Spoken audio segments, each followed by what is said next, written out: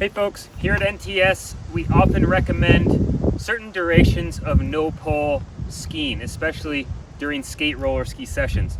Here are a few tips on how you can execute that no-pole skiing. A typical recommendation would be 30 minutes of no-pole skating within a workout. I think it's good to split this up into 10-minute segments. That way you get a little bit of no-pole skiing and then can transfer that into skiing with poles and kind of go back and forth while at the same time building specific leg strength.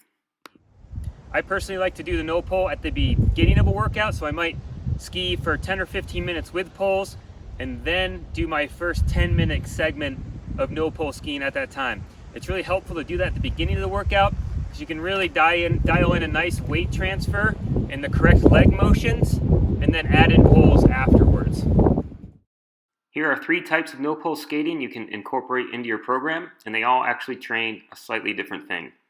This is the lateral arm motion no-pole, and I've seen a lot of coaches discourage athletes from doing this, but I think it actually trains something really nice, which is getting on and off the ski quickly and an edge ski quickly.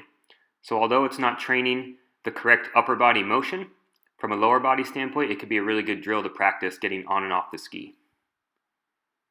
Next is a poles in front type of thing. I hold it with 2 hands in the front, and that way you can really see if you're twisting from side to side or rocking back and forth. So this type of no-pole skiing is really great for working on staying square and also for working on a complete weight transfer and a complete kick.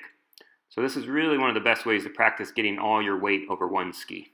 Having your hands static in the front like this, however, can also force people into the back seat. So one of the ways to practice getting your hips into a forward position is by holding a pole in each hand and actually going through a pulling motion. You can do this with the V2 timing, practicing getting your hips into a high position, always practicing that nice complete kick. So this is nice because I actually carry the poles with me as I'm going down the road for a distance session and can just kind of switch back and forth.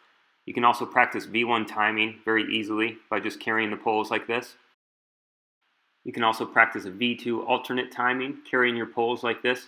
And it is a really nice way. It's hard to get your weight completely forward and your hips completely up without some type of arm motion. So it's nice to kind of go through the motions with your upper body. Will help bring your hips forward. These are all great ways to incorporate some leg strength and specific strength into your skiing. And depending on what you want to work on, you can choose a different type of no-pole skiing to best suit your needs.